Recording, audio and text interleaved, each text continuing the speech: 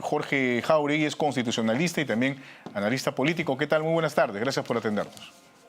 Pero buenas tardes, un placer ¿Qué tal? saludarle, gracias por la invitación, a sus órdenes. Igualmente, muchas gracias por atendernos nuevamente. Bueno, sus primeras impresiones en torno a este dictamen que se ha aprobado en la Comisión de Constitución, ¿no? Que busca el retorno a la bicameralidad, con algunas dudas, por cierto, porque se han incluido algunas modificaciones que no necesariamente están relacionadas directamente con precisamente la restitución de una Cámara de Diputados y una de Senadores.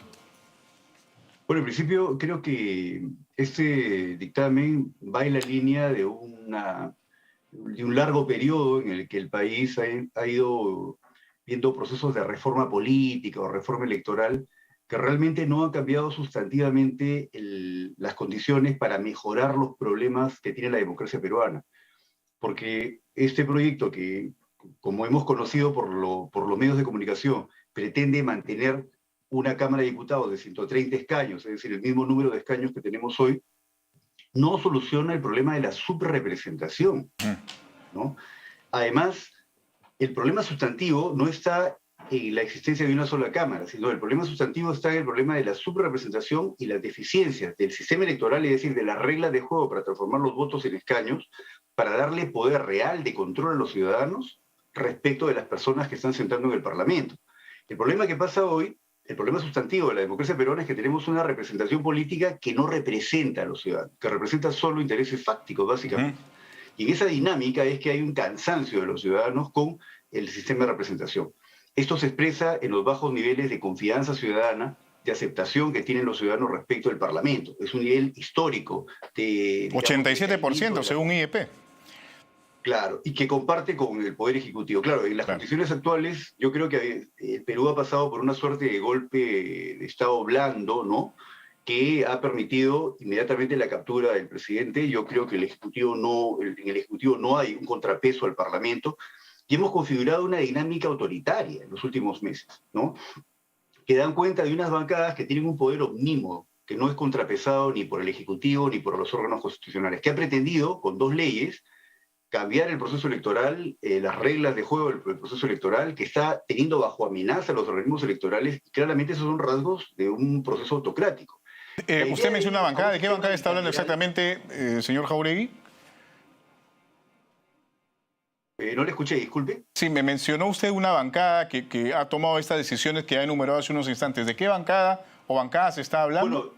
Bueno, en realidad yo estoy hablando de las bancadas que están en el Parlamento, ¿no?, de las fuerzas expresadas en el Parlamento de modo general, que, digamos, no tiene el Parlamento como estamento del Estado un contrapeso efectivo en el Poder Ejecutivo, no está respetando la autonomía de los órganos constitucionales, como el caso de los organismos electorales, y se está sometiendo a presión que está mucho más allá del ámbito democrático. Y este mecanismo de proponer una reforma constitucional para establecer un bicameralismo no soluciona en absoluto los problemas sustantivos del sistema de representación peruano, ahora, el problema de la subrepresentación, pero sí constituye un mecanismo para que los actuales parlamentarios, en una eventual, digamos, vacancia presidencial y luego convocatoria de elecciones generales, puedan postular y digamos, nuevamente a un cargo electivo. Eso es un poco lo que le comentaba al inicio de la conversación, ¿no? En el marco, digamos, de esta discusión sobre el retorno a la bicameralidad, se están incluyendo algunas otras reformas, ¿no?, que tienen que ver, como lo que usted señala, con la reelección inmediata. De hecho, en el 2018 hubo un referéndum en el que se indicaba la no reelección, ¿no? O sea, se decidió por parte de la ciudadanía la no reelección de congresistas, y de hecho en el tema de la bicameralidad, si bien es cierto pueden haber opiniones a favor o en contra, la actuación que tuvo el Congreso de esa época, también incluyendo algunas otras modificaciones a lo que se estaba planteando como reforma política, hizo que finalmente la ciudadanía rechazara este retorno a la Cámara de Diputados y de Senadores. ¿Hay alguna contradicción, digamos, o una falta a lo que finalmente se decidió en ese referéndum por parte del Congreso, que ahora ha puesto nuevamente sobre el tapete esta discusión de la bicameralidad?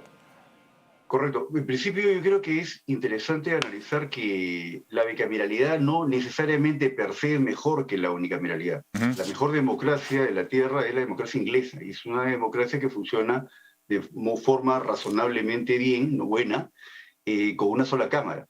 pero la forma como se eligen a los parlamentarios en Inglaterra es sustantivamente distinta de la que elegimos en el Perú. Se eligen individualmente y eso permite reales controles de los ciudadanos respecto de los representantes.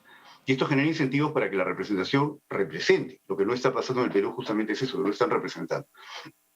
Ahora, la reelección inmediata yo creo que es positiva porque desde el punto de vista del diseño institucional, del control vertical, que es el control electoral, es decir, el control que hacen los ciudadanos respecto de la representación, la reelección inmediata permitiría que los ciudadanos premien a los buenos representantes y sancionen con el voto a los que no representan bien. El problema es fundamentalmente cómo los elegimos, qué reglas utilizamos. Hoy estamos utilizando unas reglas en las cuales, en principio, los partidos políticos tienen como una suerte de embudo, cuello de botella, que las dirigencias partidarias deciden quiénes son las personas que postulan. Y nos ofrecen una oferta electoral bastante pobre a los electores, por un lado.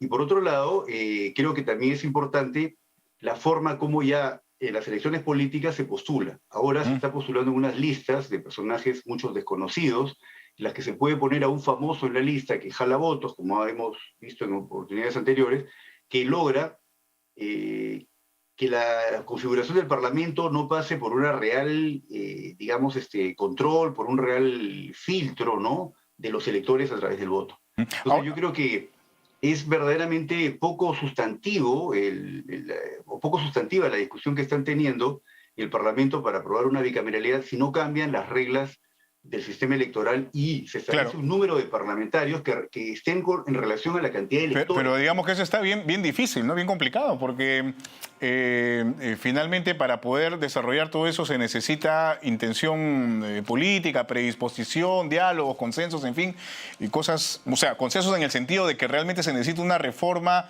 importante, profunda, que sea clara y que beneficie a la ciudadanía.